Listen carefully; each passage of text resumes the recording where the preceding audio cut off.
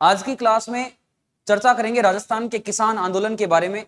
और राजस्थान का जो महत्वपूर्ण किसान आंदोलन था, बिजोलिया किसान आंदोलन, बिजोलिया किसान आंदोलन के बारे में आज की क्लास के माध्यम से चर्चा करेंगे। बिजोलिया किसान आंदोलन,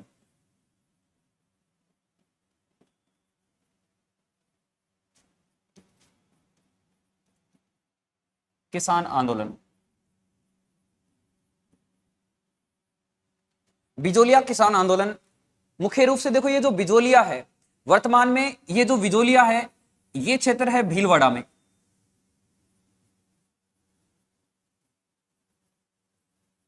बिजोलिया वर्तमान में भीलवाड़ा में है। इस बिजोलिया का प्राचीन नाम था विजयावल्ली, प्राचीन नाम।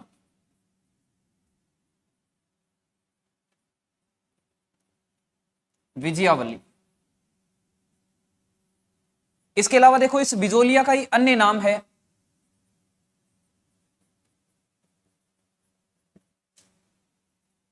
बिजोलिया को उपरमाल क्षेत्र भी कहा जाता है।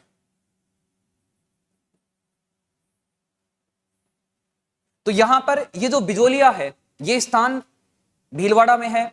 इसका प्राचीन नाम था विजयावल्ली, इसका अन्य नाम है, इसी को बोलते हैं उपरमाल।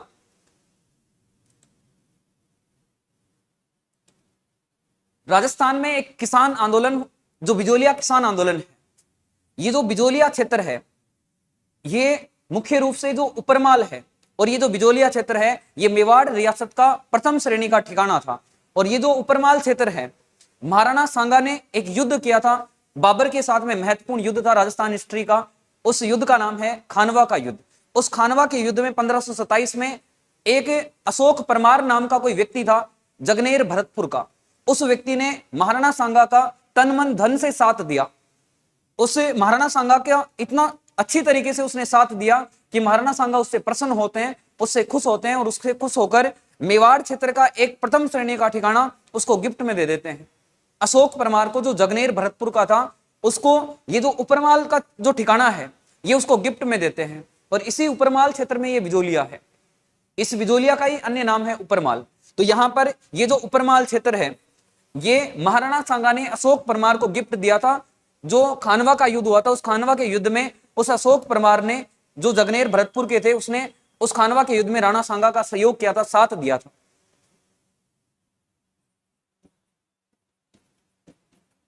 उपरमाल, बिजोलिया, मेवाड़ रियासत का प्रथम श्रेणी का ठिकाना था। ये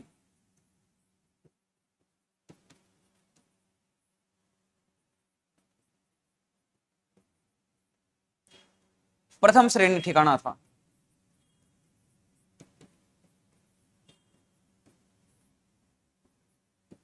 और ये जो ठिकाना है, उपरमाल जो क्षेत्र है, ये महाराणा सांगा ने अशोक परमार को दिया था।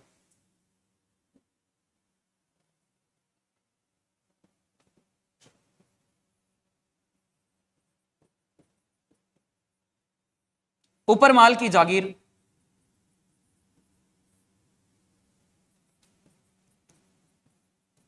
महाराणा सांगा ने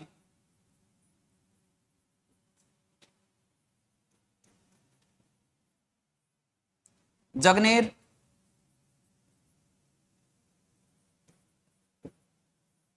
भरतपुर के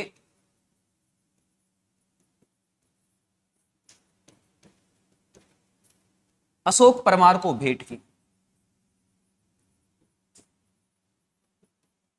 ये अशोक परमार को गिफ्ट में मिला हुआ क्षेत्र था उपरमाल। यहां पर क्या होता है, एक आंदोलन शुरू होता है। Sanju Chaudhary, good evening.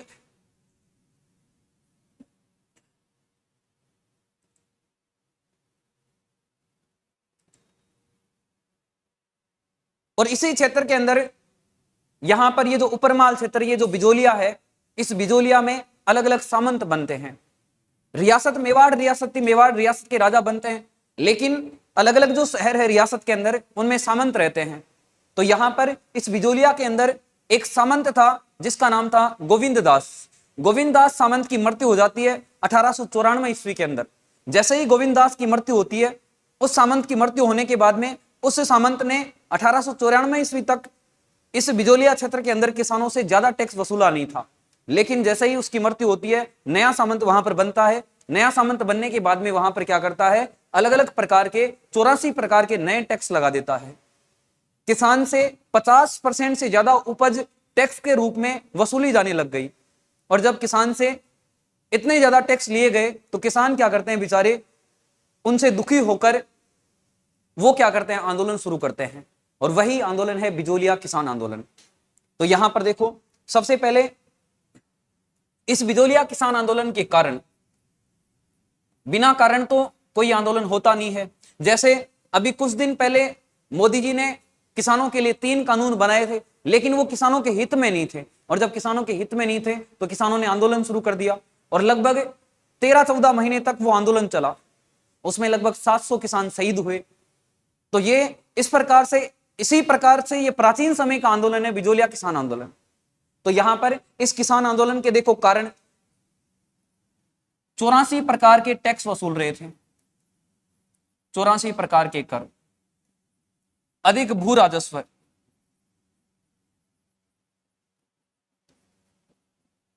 अधिक भू राजस्व लिया जा रहा था किसानों से।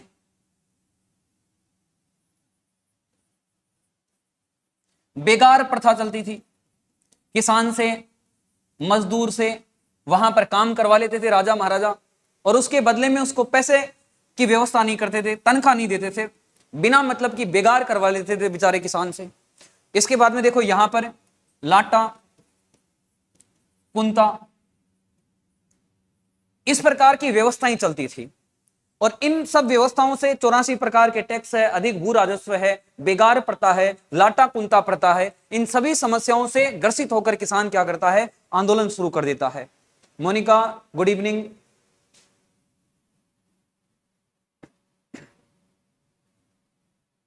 राहुल, जय, वीर तेजा जी, संजू, 84 प्रकार के टैक्स। ठीक है, तो यहां पर देखो 84 प्रकार के टैक्स लिए जा रहे थे। 84 प्रकार के टैक्स इस प्रकार के बिना मतलब के टैक्स लिए जा रहे थे। जैसे यदि कोई ठकुरायन या जो जागीरदार की घरवाली है, वो यदि नया चूड़ा पहनेगी, जैसे ही नया चूड़ा पहनेगी चूड़ा लाग ले लेगी, चूड़ा कर ले लेगी। इसके अलावा यदि उस गांव के आसपास में किसी राजा की सेना आकर बैठेगी तो वो जो ठाकुर है, जो जागीरदार है, वो क्या करता है, गांव के किसानों से टैक्स इकट्ठा करके लाता है। और टैक्स इकट्ठा करके लाकर फिर उनको खाने पीने की व्यवस्था करवाता है, उसको बोलते हैं खिचड़ी लाग। इस प्रकार से 84 प्रकार के टैक्स लिए जा रहे थे बेचारे किसान से। तो वो दुखी हो जाता है और दुखी होकर क्या करता है, फिर आंदोलन शुरू कर देता है। फिर देखो यहां पर अधिक भू राजस्व, अधिक भू राजस्व। भू राजस्व का मतलब है ये वर्तमान में भी ली जाती है, लेकिन नाम मात्र से। राजस्थान, जो अपने राजस्थान में जो भू राजस्व है वर्तमान में, ये अजमेर से जो राजस्व विभाग है उसके द्वारा वसूला जाता है, पटवारी के द्वारा ये अलग अलग क्षेत्र में जाकर वसूला जाता है। लेकिन इसमें वर्तमान में फिक्स साल है, 10 साल या 20 साल से ये भू राजस्व वसूला जाता है और नाम मात्र की फीस ली जाती है 100-200 रुपए के आसपास। लेकिन उस समय क्या होता था, यदि किसान के पास में 100 बीघा भूमि है तो 100 बीघा भूमि उस किसान के पास में है तो पहले ही राजा या सामंत फिक्स कर देता था कि इस किसान के पास में 100 बीघा भूमि है, इस किसान के 20 बीघा में जितना भी अनाज होगा वो पूरा का पूरा अनाज उस राजा के पास में या सामंत के पास में भेज देगा। इस प्रकार से भू राजस्व लिया जा रहा था। बेगार प्रथा, बेचारे किसान से, मजदूर से काम करवा लेते थे और उसको तनख्वाह नहीं देते थे, केवल काम करवाते थे उसको और काम के बदले कुछ खाने पीने के लिए उसको दे देते थे, बेगार करवाते थे फालतू की। इसके अलावा देखो लाटा कुंता, ये दोनों आपको पता होना चाहिए। लाटा और कुंता, लाटा का मतलब होता है जब रास लाट ली जाती है, रास को जब निकाल लिया जाता है, अनाज को जब निकाल लिया जाता है, उसके बाद में जो टैक्स लिया जाता है उसको तो बोलते हैं लाटा। इसके अलावा कुंता, कुंता का मतलब है खड़ी फसल का अनुमान लगा देते हैं। यदि किसान के खेत में 10 बीघा के अंदर गेहूं बोए हुए हैं तो पहले ही ठाकुर का, जागीरदार का कोई व्यक्ति आएगा और वो आकर फिक्स करके चला जाएगा कि तेरे 10 बीघा में गेहूं है, गेहूं की फसल अच्छी है, तेरे 50 क्विंटल गेहूं होंगे, तेरे 50 में से 20 क्विंटल राजा के पास में, सामंत के पास में भेज देना। इस प्रकार से वहां पर कुंता करके चला जाता था वो अधिकारी। और जब किसान उस फसल को काटने के बाद में जब निकालता था तो बेचारे के जब 30 क्विंटल 20 क्विंटल ही अनाज निकले, गेहूं निकले, तो फिर वो देकर के आए फिर उस राजा के पास। तो ये कुंता व्यवस्था थी। खड़ी फसल का यहां पर अनुमान लगाया जाता था।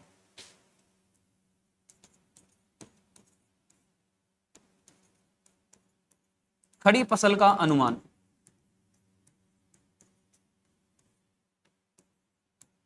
लगाकर टैक्स वसूलना।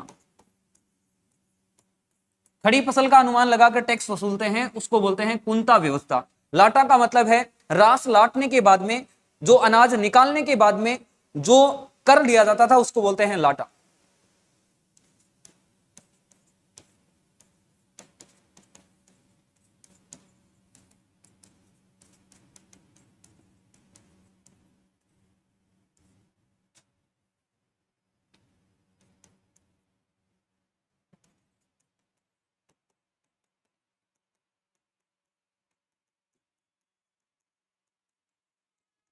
अनाज निकालने के बाद में जो टैक्स लिया जाता था उसको बोलते हैं, जो रास लाटने के बाद में जो टैक्स लिया जाता है उसको बोलते हैं लाटा। और खड़ी फसल का कुंता लगाते हैं उसको बोलते हैं कुंता। इस प्रकार के टैक्स लिए जा रहे थे किसानों से। तो किसान क्या करते हैं, दुखी होकर, इन टैक्सों से दुखी होकर क्या करते हैं, यहां पर आंदोलन की शुरुआत करते हैं। और ये जो आंदोलन है कब कब चलता है, कितने चरणों में चलता है, कहां से इस आंदोलन की शुरुआत होती है, इन सब के बारे में देखो चर्चा करेंगे आगे। ये जो आंदोलन है मुख्य रूप से ये आंदोलन शुरू होता है गिरधारीपुरा गांव से। गिरधारीपुरा गांव में एक व्यक्ति का मृत्यु भोज था। उस मृत्यु भोज के अंदर प्राचीन समय में, पहले आज के लगभग 50-60 साल पहले किसी के जीवना होता था तो 20-20 कोस मालपुए खाने के लिए, खिचड़ा खाने के लिए लोग चले जाते थे, हलवा खाने के लिए लोग चले जाते थे। वर्तमान में नहीं जाते हैं लेकिन पहले चले जाते थे। जैसे ही नूता आता चले जाते थे, वहां पर पहुंच जाते थे। और जाकर ऐसा नहीं कि थोड़ा बहुत वर्तमान की तरह थोड़ा बहुत खाकर आ जाए, पहले उपाड़ते थे ढंग से खाकर पीकर आते थे। वहां पर पूरी व्यवस्था 15 किलोमीटर की, 20 किलोमीटर, 20 कोस की पूरी व्यवस्था जमा कर आते थे वो, ठीक है। इसके बाद में देखो ये जो आंदोलन है, इस आंदोलन की शुरुआत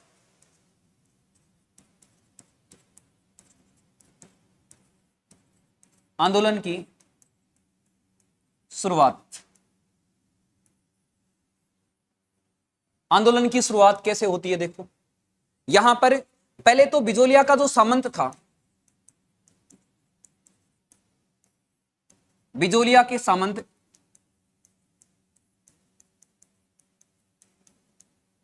गोविंद दास की 1894 ईस्वी में मृत्यु हो जाती है।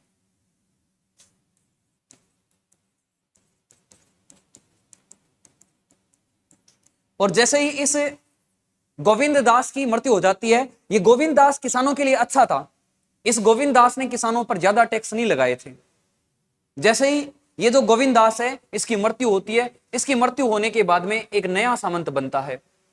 इस बिजोलिया के अंदर, इस उपरमाल क्षेत्र के अंदर एक नया सामंत बनता है। और जब नया सामंत बनता है 1894 ईस्वी में नया सामंत बनता है, उस नए सामंत का नाम है करशन सिंह।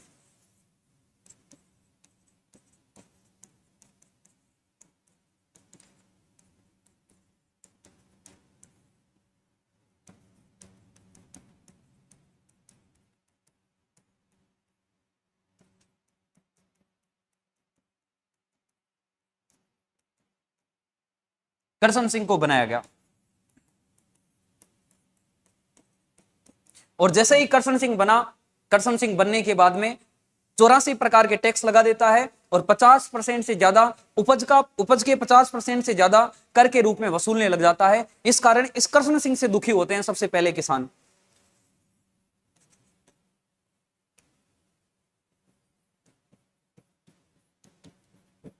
करशन सिंह ने 84 प्रकार के कर लगाए। वह उपज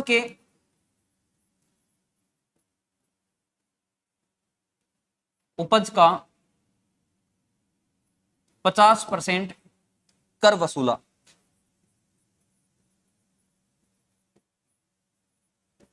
जैसे ही इस करशन सिंह ने 84 प्रकार के टैक्स लगाए, इसने 50% से ज्यादा कर के रूप में इसने वसूला।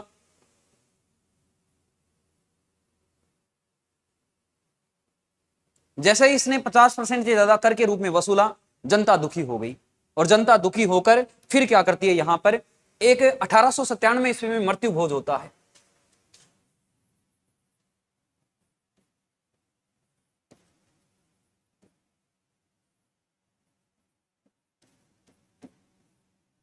गिरधारीपुरा गांव, इस गिरधारीपुरा गांव में एक व्यक्ति था जिसका नाम था गंगाराम धाकड़। उस गंगाराम धाकड़ के पिता का मृत्यु भोज था, और जब पिता का मृत्यु भोज था, उस मृत्यु भोज में 20 कोस से 15 कोस से लोग आए, और लोग आकर वहां पर दुखी होकर वहां पर बैठ जाते हैं, मुंह लटकाकर बैठ जाते हैं, क्योंकि 84 प्रकार के टैक्स देकर उनके पास में कुछ बच रहा नहीं था। इस वजह से सारे लोग दुखी थे, और जब दुखी लोग वहां पर बैठे थे तो उसी जगह पर बिजोलिया के अंदर एक पुस्तकालय अध्यक्ष था जिसका नाम था साधु सीताराम दास। साधु सीताराम दास पढ़ा लिखा व्यक्ति था। साधु सीताराम दास वहां पर उस मृत्यु भोज के अंदर वो भी आता है। साधु था, जीवने के लिए तो आएगा यहीं पे। तो यहां पर इस गिरधारीपुरा गांव में गंगाराम धाकड़ के पिता का मृत्यु भोज था।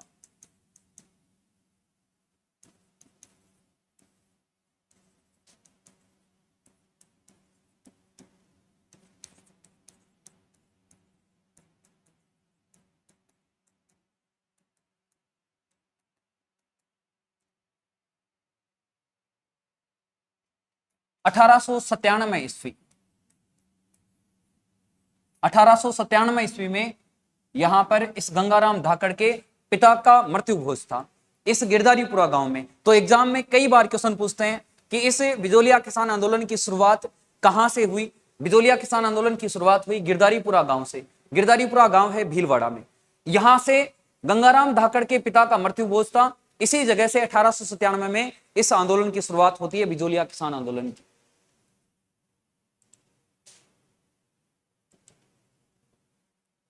जैसे ही यहां पर इस गिरधारीपुरा गांव के अंदर आंदोलन की शुरुआत होती है, किसके नेतृत्व में होती है, यह भी एग्जाम के अंदर क्वेश्चन पूछते हैं। तो यहां पर इसी गिरधारीपुरा गांव में बिजोलिया का पुस्तकालय अध्यक्ष था। बिजोलिया के पुस्तकालय अध्यक्ष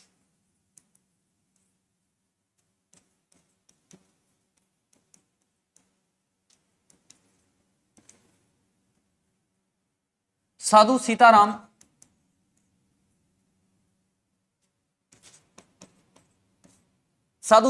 दास। ये साधु सीताराम दास भी यहां पर आया था, और ये यहां पर आकर किसानों की हालत देखकर ये खुद सोचता है कि क्या करें, किसान बेचारे दुखी है। तो ये साधु सीताराम दास क्या करता है, वहां पर दो लोगों को बोलता है। सब लोग वहां बैठे हुए थे, सामने बैठे थे सब लोग, ये पढ़ा लिखा था, इसकी बातें सुन रहे थे लोग। तो वहां पर साधु सीताराम दास बोलता है लोगों को कि आप एक काम करो, ये जो तुम्हारा सामंत है कृष्ण सिंह, ये एक ठिकाने का सामंत है, बिजोलिया ठिकाने का सामंत है। ये तो पूरी रियासत है, रियासत के अंदर ठिकाने हैं, इस प्रकार से बड़े बड़े शहर है उनको बोलते हैं ठिकाने। ये बिजोलिया है, इसके अलावा ये पूरी रियासत है। इस रियासत पर हक होता है राजा का, और इस ठिकाने पर हक होता है सामंत का। सामंत बोलते हैं इसी को, जागीरदार बोलते हैं। तो यहां पर इस जगह पर वो साधु सीताराम दास लोगों को बोलता है कि एक काम करो, ये जो तुम्हारा सामंत है, ये जो जागीरदार है कृष्ण सिंह, ये तुम्हारे से ज्यादा टैक्स वसूल रहा है। ये बात राजा को मालूम नहीं है। यदि राजा को मालूम हो तो राजा इतने प्रकार के टैक्स तुम्हारे से नहीं वसूले कभी भी। साधु सीताराम दास किसानों को बोलता है कि तुम दो लोगों को यहां से एप्लीकेशन देकर भेजो राजा के पास में। राजा के पास में जाकर इस सामंत की, इस जागीरदार की शिकायत करो जाकर। साधु सीताराम दास वहां पर एप्लीकेशन लिखवाता है कि सेवा में श्रीमान रियासत के राजा जी, आप यहां पर हमारे क्षेत्र के अंदर, हमारे ठिकाने के अंदर, बिजोलिया ठिकाने के अंदर 84 प्रकार के टैक्स ये कृष्ण सिंह वसूल रहा है, इन टैक्सों को कम करवाने की कृपा करें। इस प्रकार से एप्लीकेशन लिखवाकर, लेटर लिखवाकर नीचे किसानों के साइन करवा देता है, अंगूठे लगवा देता है सभी किसानों के। और साधु सीताराम दास दो लोगों को यहां से मेवाड़ के राजा फतेह सिंह के पास में भेजता है, नानजी और ठाकरे पटेल। नानजी और ठाकरे पटेल को यहां से मेवाड़ के राजा के पास में भेजता है, और मेवाड़ के राजा के पास में जाकर वो शिकायत करते हैं। वो शिकायत पत्र राजा को देते हैं, और जैसे ही राजा को शिकायत पत्र देते हैं, शिकायत पत्र देने के बाद में वहां पर राजा क्या करता है, फतेह सिंह अपने एक अधिकारी को भेजता है जांच करने के लिए। राजा फतेह सिंह क्या करते हैं, मेवाड़ से हामिद हुसैन को वहां पर बिजोलिया के अंदर भेजते हैं कि जाओ चेक करके आओ, किसानों की क्या मांग है, वहां पर किसानों के साथ में अत्याचार हो रहे हैं, तो तुम जाकर चेक करो।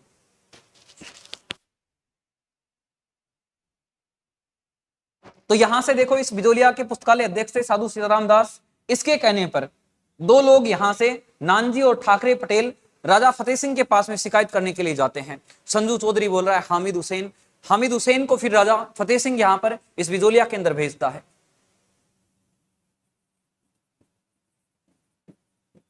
कहने पर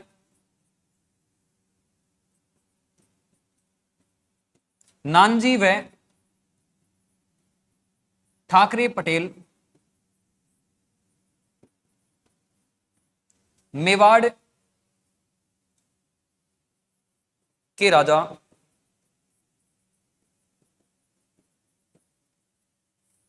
फतेह सिंह के पास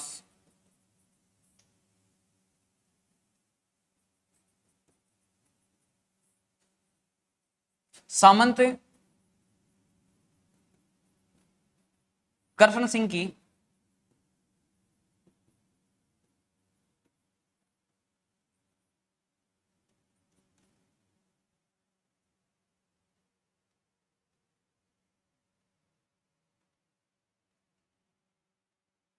शिकायत करते हैं। वो एप्लीकेशन ले जाकर, वो लेटर ले जाकर राजा को दे देते हैं, ठीक है। और यहां पर जब ये दो लोगों को भेजते हैं, ये भेजते हैं 1897 ईस्वी के अंदर, और इसी 1897 ईस्वी के अंदर आंदोलन की शुरुआत होती है।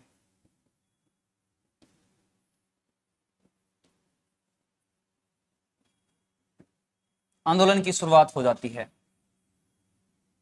अब देखो, यहां पर एग्जाम के अंदर पूछते हैं कई बार क्वेश्चन कि इस आंदोलन के अंदर किस जाति के लोगों ने सर्वाधिक भाग लिया। इस बिजोलिया किसान आंदोलन के अंदर सर्वाधिक दाखड़ जाति के जाट जो किसान थे, उन्होंने सर्वाधिक इसमें भाग लिया। ये जो आंदोलन है, ये सबसे लंबा चलने वाला आंदोलन है। इस आंदोलन, ये जो आंदोलन है, ये 41 लगभग 44 सालों तक चला था। 1897 ईस्वी से लेकर 1941 तक ये आंदोलन चला था। 44 वर्ष तक ये आंदोलन चला था।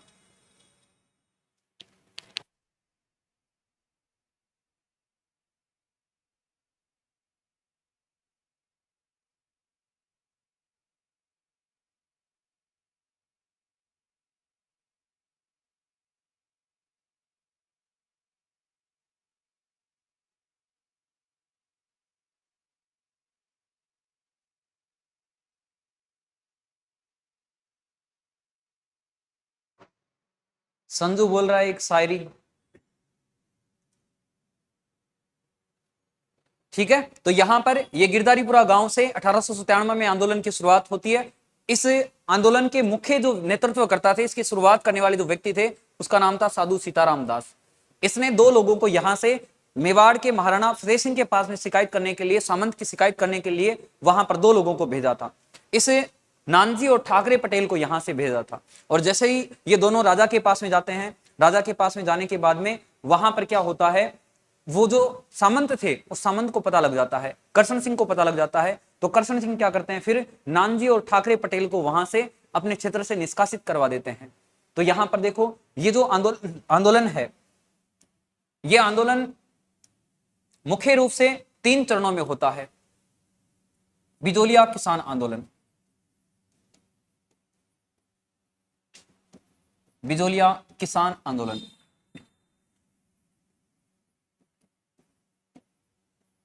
यह आंदोलन 3 चरणों में होता है। सबसे पहला चरण 1897 ईस्वी से लेकर 1915 ईस्वी तक, प्रथम चरण। इसके बाद में देखो, इस आंदोलन का दूसरा चरण, दूसरा चरण, इस आंदोलन का दूसरा चरण होता है 1916 से लेकर 1922 ईस्वी तक। इसके बाद में देखो, इस आंदोलन का तीसरा चरण,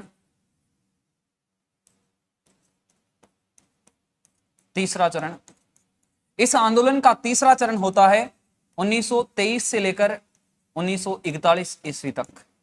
अब एक आंदोलन है जब 44 सालों तक चलेगा, 44 वर्षों तक आंदोलन चलता है। एक मनुष्य की आधी उम्र हो गई 44 वर्ष। ऐसा तो है नहीं कि एक ही व्यक्ति इसको 44 सालों तक लीड करता रहेगा। इस आंदोलन को अलग अलग समय में अलग अलग लोगों ने लीड किया, इस आंदोलन का नेतृत्व किया, अलग अलग इस आंदोलन के चरण बटे। तो बिजोलिया किसान आंदोलन कितने चरणों में पूरा होता है? 3 चरणों में पूरा होता है। सबसे पहला चरण है इसका 1897 से लेकर 15 तक, दूसरा चरण 16 से 1922 तक, तीसरा चरण 1923 से 1941 ईस्वी तक। ये 3 चरणों में यह आंदोलन होता है। ये जो प्रथम चरण है, इस प्रथम चरण को स्वतः स्फूर्तनिक काल कहा जाता है कि ये अपने आप चला था ये आंदोलन।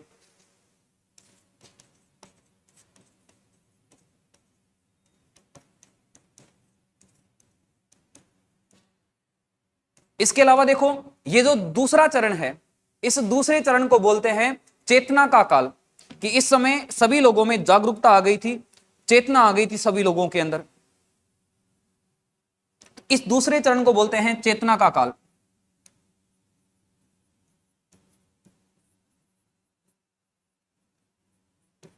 जागरूक हो गए थे सभी लोग। फिर इसको बोलते हैं विकसित काल।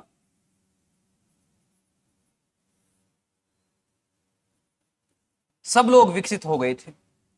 इसके बाद में देखो, ये जो आंदोलन है, इसके प्रथम चरण का इसको लीड करने वाले व्यक्ति कौन थे?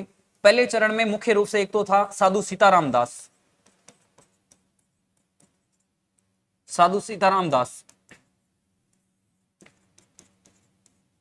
इसके बाद में देखो, इसी का प्रथम चरण है। प्रथम चरण में इसका साथ देने वाले जो व्यक्ति थे, उनका नाम था फतेहकरण चारण। मुख्य रूप से साधु सीताराम दास थे। इसके बाद में देखो, दूसरे चरण का नेतृत्व करने वाले जो व्यक्ति थे, उनका नाम था विजय सिंह पथिक। विजय सिंह पथिक ये इस आंदोलन को लीड करते हैं दूसरे चरण के अंदर। इसके बाद में देखो, इसका जो तीसरा चरण है, इस तीसरे चरण में जो व्यक्ति इसको लीड करते हैं, उनके नाम देखो। यहां पर इस तीसरे चरण में हरिभाऊ उपाध्याय,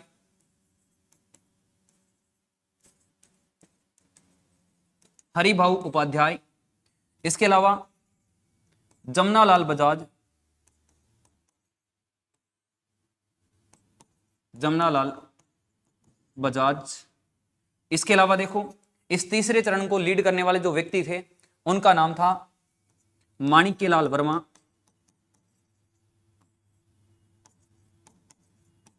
वर्मा।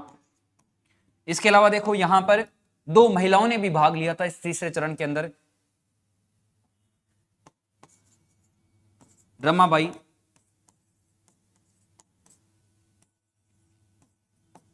जानकी देवी, इन महिलाओं ने भी इस चरण में भाग लिया था। अब देखो, यहां पर यह बिजोलिया किसान आंदोलन सबसे लंबा चलने वाला किसान आंदोलन है। 44 सालों तक यह आंदोलन चला था। अभी कुछ दिन पहले मोदी जी के खिलाफ आंदोलन हुआ था, लगभग 13-14 महीने तक आंदोलन हुआ था, किसानों ने आंदोलन किया था, लगभग 700 किसान उसमें शहीद हुए थे। यह आंदोलन है, यह 44 सालों तक चला था। 1897 ईस्वी से लेकर यह आंदोलन चला 1941 ईस्वी तक। अब 44 साल तक एक ही व्यक्ति तो इसको लीड नहीं कर सकता, और जब एक व्यक्ति 44 साल तक लीड नहीं कर पाता है, इस कारण इस आंदोलन को 3 भागों में डिवाइड करते हैं। इस आंदोलन के 3 चरण बनाए जाते हैं, और अलग अलग चरणों में अलग अलग व्यक्ति क्या करते हैं, इस आंदोलन का नेतृत्व करते हैं। यहां पर देखो, इसका प्रथम चरण है 1897 से लेकर 1915 तक इसका प्रथम चरण चलता है। और इस प्रथम चरण के अंदर इसका नेतृत्व करने वाले जो व्यक्ति थे, उनका नाम था साधु सीताराम दास। फिर है दूसरा चरण। दूसरा चरण चलता है 1916 से लेकर 1922 ईस्वी तक। इस दूसरे चरण का नेतृत्व करने वाला जो व्यक्ति था, उसका नाम था विजय सिंह पथिक।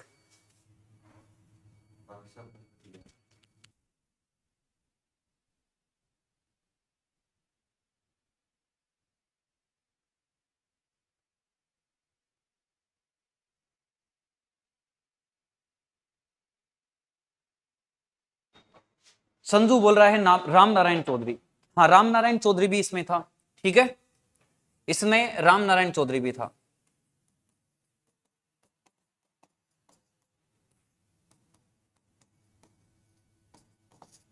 इसकी घरवाली भी थी अंजना देवी। ठीक है, तो ये लोग इसमें तीसरे चरण को लीड करते हैं। यहां पर दूसरा चरण है, इसको चेतना का काल कहते हैं। सब लोग जागरूक हो गए थे। इस दूसरे चरण में विजय सिंह पथिक ने सब लोगों को जागरूक किया था। इसी विजय सिंह पथिक ने दूसरे चरण में उपरमाल पंच बोर्ड, किसान पंच बोर्ड, बिंदुलाल भट्टाचार्य आयोग, इस प्रकार के आयोग बनवाए थे इसने। तो इस समय तो लोग जागरूक हो गए थे। इस समय लोग जागरूक हो गए थे। इस विजय सिंह पथिक ने अखबारों के अंदर भी न्यूज निकलवाई थी इस आंदोलन की, कि लोगों को पता चले कि कहां पर कौन सा आंदोलन चल रहा है।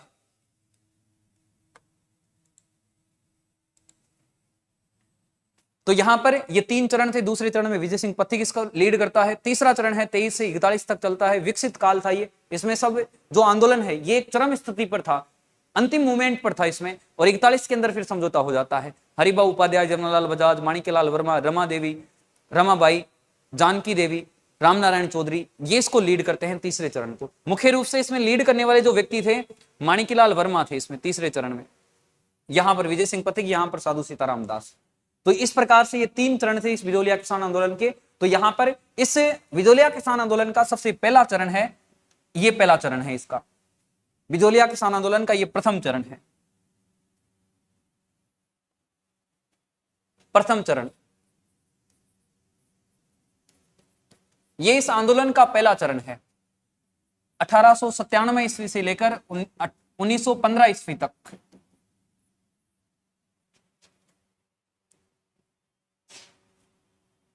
वही सारी है सबके पास में, क्लियर? संजू वही सारी है।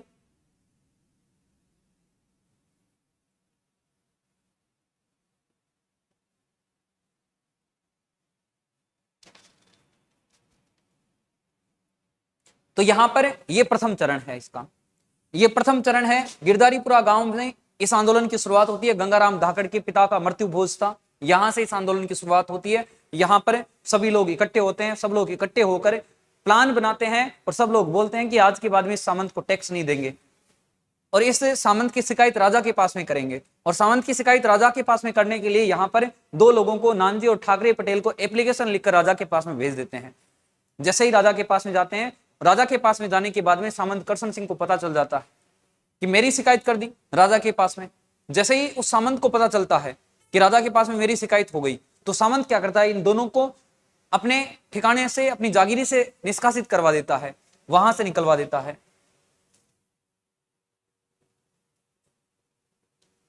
इसके बाद में देखो यहां पर ये प्रथम चरण है। इस प्रथम चरण में जैसे ही ये दोनों शिकायत लेकर जाते हैं, शिकायत ले जाने के बाद में जो करशन सिंह थे वो क्या करते हैं, इससे नानजी और ठाकरे पटेल को अपने ठिकाने से निष्कासित करवा देते हैं, बाहर निकलवा देते हैं और बोलते हैं कि मेरी शिकायत यदि तुम करोगे, मेरे क्षेत्र में रहकर यदि मेरी शिकायत करोगे तो मैं तुम्हें मेरे क्षेत्र में रहने नहीं दूंगा।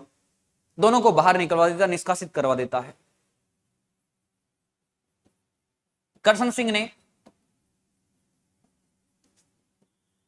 नानजी व ठाकरे पटेल को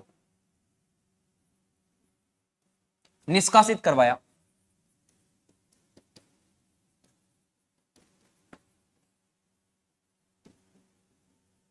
इन दोनों को यह निष्कासित करवा देता है और इसके बाद में सभी किसानों को बोलता है कि यदि तुम मेरी शिकायत करोगे तो तुम्हें अब एक टैक्स और देना पड़ेगा, तुम्हारे ऊपर एक टैक्स और लगाऊंगा मैं अब। और फिर इस करशन सिंह ने क्या किया, यहां पर एक नया टैक्स किसानों के ऊपर और लगा दिया। और जो नया टैक्स लगाया किसानों के ऊपर, उस टैक्स को बोलते हैं चंवरी कर। चंवरी कर ये लगा देता है और चंवरी कर लगाकर बोलता है कि जैसे ही किसान अपनी बेटी का विवाह करेगा तो 5 रुपए पहले सामंत को देकर आने पड़ेंगे। 5 रुपए किसान सामंत को देकर आएगा और उसके बाद में अपनी बेटी का विवाह करेगा। चंवरी कर, चंवरी का मतलब होता है जब विवाह होता है तो बीच में अग्नि में आहुतियां दी जाती है, वो जो कुंड बनाया जाता है उसी कुंड को बोलते हैं चंवरी। तो यहां पर जैसे ही किसान अपनी बेटी का विवाह करेगा तो किसान को 5 रुपए पहले सामंत को देना पड़ेगा।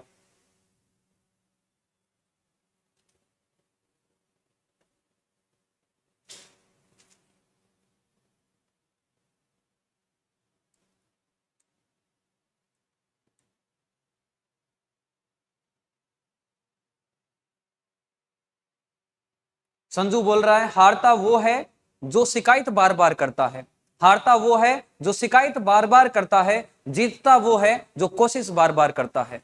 बहुत अच्छी लाइन लिखी है इसने। इसके बाद में देखो यहां पर ये जो करशन सिंह है ये क्या करता है, फिर इनकी शिकायत के कारण भड़क जाता है और भड़क कर एक और नया टैक्स लगा देता है। उस टैक्स को बोलते हैं चवरी कर। चवरी कर। इस चवरी कर को करशन सिंह ने 1903 ईस्वी में लगाया।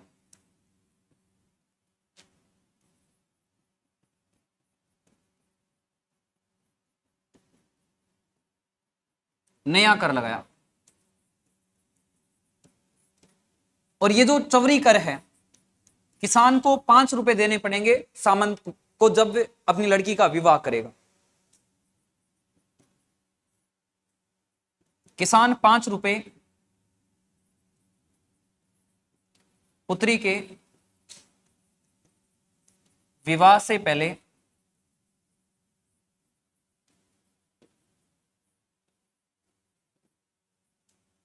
सामंत को देगा। ये इस प्रकार का टैक्स इसने लगाया। ठीक है। इसी समय इसके बाद में देखो, जैसे ही चवरी कर लगाया जाता है, चवरी कर लगाने के बाद में 1905 ईस्वी के अंदर एक नया सामंत बनता है। इस करशन सिंह की मृत्यु हो जाती है। करशन सिंह की मृत्यु होने के बाद में नया सामंत बनता है। और जब नया सामंत बनता है तो ये चवरी कर तो समाप्त हो जाता है, लेकिन ये चवरी कर तो समाप्त हो जाता है, लेकिन जैसे ही नया सामंत आया, नया सामंत अपने अनुसार एक और नया टैक्स लगा देता है। उस नए टैक्स को बोलते हैं तलवार बंधाई कर। तो यहां पर इन दोनों टैक्सों की आप एक शॉर्ट ट्रिक लिख लेना, केपीसीटी। केपीसीटी। यहां पर सबसे पहला सामंत था करशन सिंह। इस करशन सिंह ने टैक्स लगाया था, उस टैक्स को बोलते हैं चवरी कर। फिर देखो यहां पर अगला जो सामंत था उसका नाम था पृथ्वी सिंह, और इस पृथ्वी सिंह ने जो टैक्स लगाया था, जो कर लगाया था, उसका नाम है तलवार बंधाई कर। तो ये शॉर्ट ट्रिक आप याद रख लेना। चवरी कर लगाने वाला सामंत कौन था? करशन सिंह। इसने इस कर को लगाया था 1903 ईस्वी के अंदर। इसके बाद में देखो, इसमें 5 रुपए किसान को पहले सामंत के पास में जमा करवाने पड़ते थे, उसके बाद में अपनी जो लड़की थी, अपनी जो पुत्री थी, उसका विवाह करता था।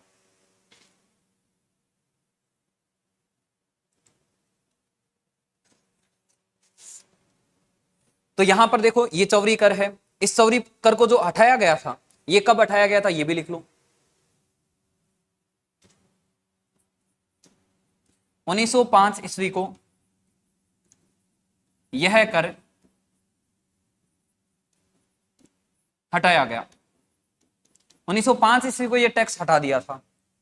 ये जो चौरी कर है ये समाप्त कर दिया गया था। इसके बाद में देखो आगे जो सामंत है, इस करशन सिंह की मृत्यु हो जाती है और 1905 ईस्वी के अंदर बिजोलिया में नया सामंत बनता है।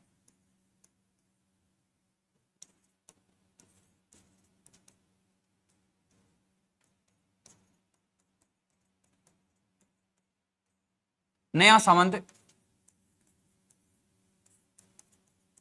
पृथ्वी सिंह बना। ये नया सामंत बनता है और नया सामंत बनने के बाद में 1905 में एक और नया टैक्स लगा देता है ये पृथ्वी सिंह। उस टैक्स का नाम है तलवार बंधाई कर। तलवार बंधाई कर का मतलब है जब एक सामंत की मृत्यु हो जाएगी, उसके बाद में जब नया सामंत राजगद्दी पर बैठेगा, तो नया सामंत राजगद्दी पर बैठेगा उस समय सारी जनता से टैक्स इकट्ठा करके राजा के पास में टैक्स पहुंचाएगा, उसको बोलते हैं तलवार बंधाई कर। तो यहां पर तलवार बंधाई कर।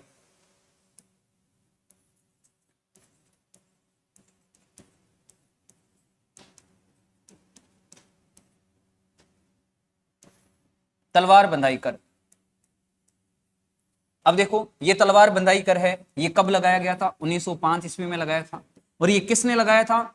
ये पृथ्वी सिंह ने लगाया था। जब नया सामंत राजगद्दी पर बैठेगा तो किसानों से ये टैक्स वसूलेगा।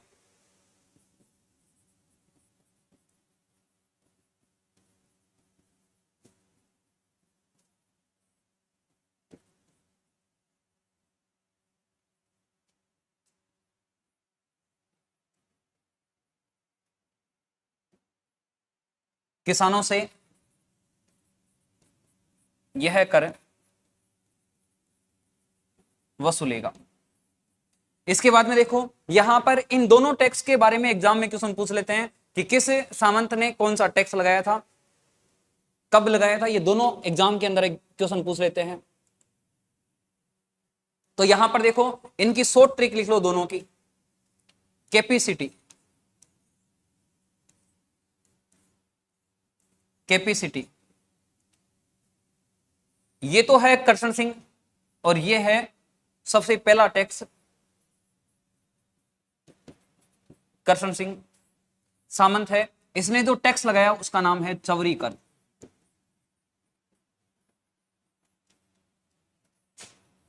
इस करशन सिंह ने जो टैक्स लगाया था उसका नाम है चवरी कर। इसके बाद में देखो यहां पर सामंत है जिसका नाम है पृथ्वी सिंह। इस पृथ्वी सिंह ने जो टैक्स लगाया वो टैक्स है तलवार बंधाई कर।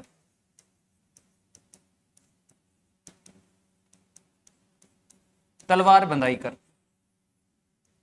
इस प्रकार से टैक्स इसने लगाया।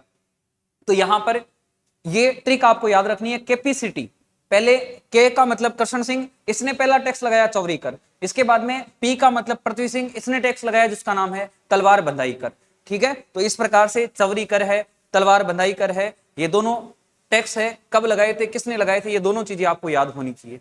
ठीक है, इसके बाद में देखो यहां पर ये इस बिजोलिया किसान आंदोलन का प्रथम चरण है। आज की जो क्लास है, आज की क्लास में ये एक ही चरण कंप्लीट हो पाएगा। जो नेक्स्ट क्लास है उसके अंदर इस बिजोलिया किसान आंदोलन के अगले दो चरण हैं, उन अगले दो चरणों के बारे में चर्चा करेंगे।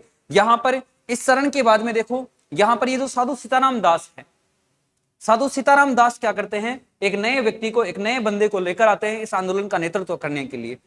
एक क्रांतिकारी बंदा था जिसका नाम था विजय सिंह पथिक। विजय सिंह पथिक का मूल नाम था भूप सिंह गुर्जर। भूप सिंह गुर्जर क्रांतिकारी गतिविधियां, उन्होंने क्रांतिकारी गतिविधियों में भाग लिया था। इस कारण अंग्रेज क्या करते हैं, उसको गिरफ्तार कर लेते हैं और गिरफ्तार करके उसको अजमेर के पास में एक जेल है जिसका नाम है टोडगढ़ जेल, उस जेल में उसको अंग्रेजों ने रख रखा था। लेकिन वो भूप सिंह गुर्जर क्या करता है, एक दिन उस जेल से वहां से फरार हो जाता है और वहां से फरार होकर चित्तौड़गढ़ के अंदर एक गांव है जिसका नाम है ओछड़ी गांव। उस ओछड़ी गांव में एक व्यक्ति था जिसका नाम था हरिभाई किंकर। उस हरिभाई किंकर ने वहां पर एक स्कूल खोल रखी थी। उस स्कूल का नाम था विद्या प्रचारणी सभा। यहां से भूप सिंह गुर्जर जाता है और उस स्कूल के अंदर जाकर मास्टर बन जाता है। अपना हुलिया वगैरह सारा ही चेंज कर लेता है, दाढ़ी बढ़ा लेता है और अपना नाम रख लेता है, महात्मा के नाम से वहां पर प्रसिद्ध हो जाता है और अपना नाम रख लेता है विजय सिंह पथिक। खुद को अंग्रेजों से बचने के लिए सैनिक उसको पकड़ नहीं सके, इस कारण वो क्या करता है, अपने नाम भूप सिंह गुर्जर से नाम रख लेता है विजय सिंह पथिक। वास्तविक नाम उसका भूप सिंह गुर्जर था।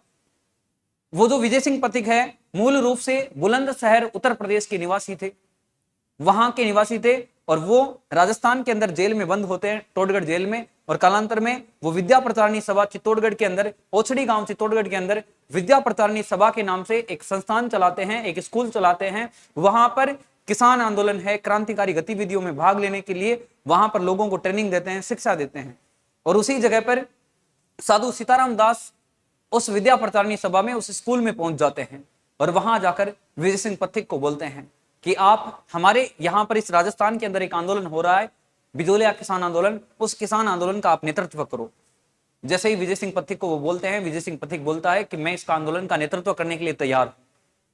साधु सीताराम दास के कहने पर विजय सिंह पथिक क्या करते हैं, फिर इस बिजोलिया किसान आंदोलन का नेतृत्व करते हैं। दूसरे चरण में पूरी जितनी भी गतिविधियां थी वो गतिविधियां संचालित कर रहे थे विजय सिंह पथिक।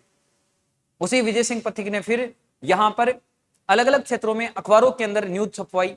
प्रताप नामक जो अखबार था कानपुर से निकलता था, उस प्रताप अखबार के अंदर गणेश शंकर विद्यार्थी को चांदी की राखी भेजकर उसको कहा कि तू हमारा भाई है, हमारे राजस्थान से, हमारे क्षेत्र से, इस राजस्थान के अंदर मैं एक आंदोलन को लीड कर रहा हूं, इस आंदोलन के बारे में खबरें पूरे भारतवर्ष के अंदर आप फैला दो।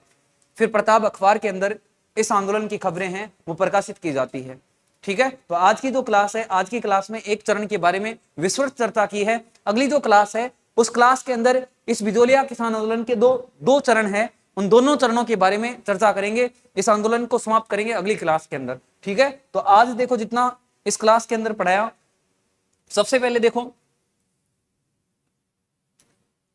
बिजोलिया किसान आंदोलन। बिजोलिया वर्तमान में है भीलवाड़ा में। बिजोलिया का प्राचीन नाम था विजयावली। इसी बिजोलिया का अन्य नाम है उपरमाल। ये जो उपरमाल की जागीर है, ये उपरमाल की जागीर मिली थी, ये प्रथम श्रेणी का ठिकाना है मेवाड़ रियासत का, और ये जागीर मिली थी जो जगनेर क्षेत्र है, यहाँ के व्यक्ति थे जिनका नाम था अशोक परमार। इस अशोक परमार को यहाँ की जागीर मिली थी। इसके बाद में यहाँ पर इसी अशोक परमार के लोगों ने अधिकार रखा था। कारण है यहाँ पर यह आंदोलन शुरू होने के 84 प्रकार के टैक्स लिए जा रहे थे। अधिक भू राजस्व, बेगार प्रथा है, लाटा कुंता प्रथा है, इस प्रकार से किसानों से अधिक टैक्स वसूला जा रहा था। तो किसान क्या करते हैं, बेचारे दुखी होकर क्या करते हैं, उस सामंत के खिलाफ आंदोलन शुरू कर देते हैं। इसके बाद में देखो यहाँ पर आंदोलन की शुरुआत बिजोलिया के सामंत थे। पहले एक सामंत थे यहाँ पर, आंदोलन के शुरू होने से पहले 1894 ईस्वी के अंदर उस सामंत की मृत्यु हो जाती है। ये भला आदमी था बेचारा, गोविंद दास। इस गोविंद दास ने वहां के किसानों से ज्यादा टैक्स नहीं वसूले थे।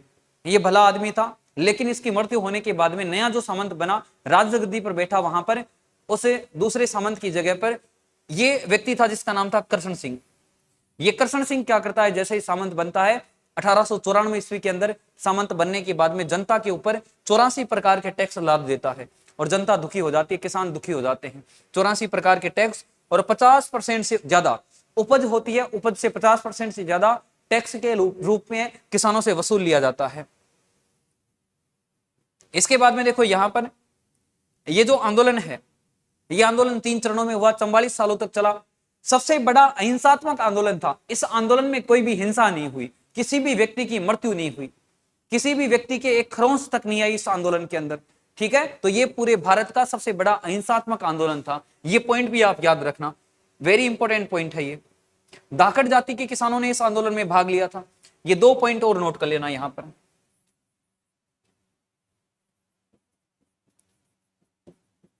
यह भारत का सबसे बड़ा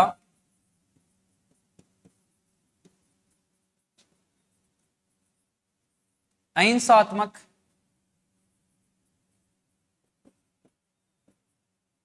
आंदोलन था। इसके बाद में देखो इस आंदोलन में धाकड़ जाति के जाट किसानों ने सर्वाधिक भाग लिया था।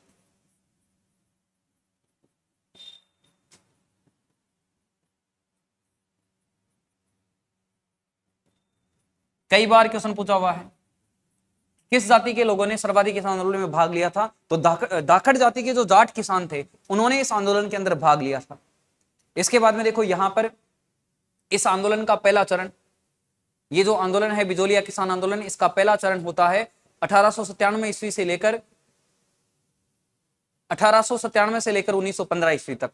गिरधारीपुरा गांव में यहां पर एक व्यक्ति था जिसका नाम था गंगाराम धाकड़। इसके पिताजी का मृत्यु भोज था, इसके पिताजी का मौसर था। वहां पर लोग इकट्ठे होते हैं और 1897 ईस्वी के अंदर इस आंदोलन की शुरुआत होती है। इसके बाद में देखो आंदोलन की शुरुआत किस प्रकार से होती है।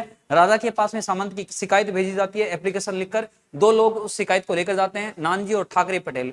पहले तो बेचारे राजा से मिलने के प्रयास करते हैं, 5-6 महीने तक तो बेचारों को राजा से मिलाया नहीं गया था।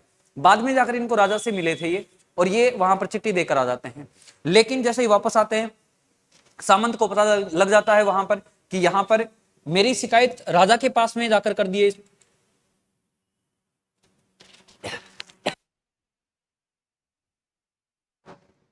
तो जैसे इनका पता चलता है सामंत को कि मेरी शिकायत करते हैं ये राजा के पास में, सामंत क्या करता है, इन दोनों को यहां से निष्कासित करवा देता है कि आज के बाद में मेरे ठिकाने में बिजोलिया में तुम घुसोगे नहीं। यदि मेरे ठिकाने में बिजोलिया में तुम घुस गए तो मैं तुम्हारा पैर कटवा दूंगा। इसके बाद में देखो फिर बोलता है किसानों को कि तुम लोग मेरी शिकायत राजा के पास में करते हो, अब तो ये एक नया टैक्स और देना पड़ेगा तुम्हें। फिर एक नया टैक्स और लगा देता है। उस नए टैक्स का नाम है चवरी कर। चवरी कर 1903 में कृष्ण सिंह लगाता है। किसान अपनी बेटी के विवाह से पहले 5 रुपए उस सामंत को देकर आएगा, उसके बाद में बेटी का विवाह करेगा। किसान दुखी होकर क्या करते हैं, कुछ दिनों तक अपनी बेटियों का विवाह ही नहीं करते हैं। और कालांतर में इस सामंत को बोलते हैं कृष्ण सिंह को कि यदि तू इस प्रकार का टैक्स लेगा हमारे से, पहले 5 रुपए 5 लाख के जितने थे, 5 रुपए पहले 5 लाख जितने थे, तो वहां पर किसान बोलते हैं कि ऐसा टैक्स यदि तू हटाएगा नहीं तो फिर हम यहां से इस बिजोलिया को छोड़कर दूसरे क्षेत्र में चले जाएंगे। और किसान जब दूसरे क्षेत्र में जाने लगे तो वहां से फिर क्या करता है, ये सामंत इस कर को हटा देता है। लेकिन इसकी मृत्यु होने के बाद में एक और नया टैक्स लगता है। उस नए टैक्स का नाम है तलवार बंधाई कर। 1905 ईस्वी के अंदर यह टैक्स लगाया जाता है और यह टैक्स लगाता है पृथ्वी सिंह। नया सामंत जब राजगद्दी पर बैठता है तो वो किसानों से टैक्स वसूल कर, पैसे वसूल कर राजा के पास में वहां पर कुछ उपहार भेजता है, राजा के पास में पैसे भेजता है, उसको बोलते हैं तलवार बंधाई कर। तो ये टैक्स है, इनकी शॉर्ट ट्रिक है इनकी कैपेसिटी, ये याद रखना आप। सबसे पहले करशन सिंह टैक्स लगाते थे चवरी कर, उसके बाद में पी का मतलब पृथ्वी सिंह ये टैक्स लगाते हैं तलवार बंधाई कर। ठीक है,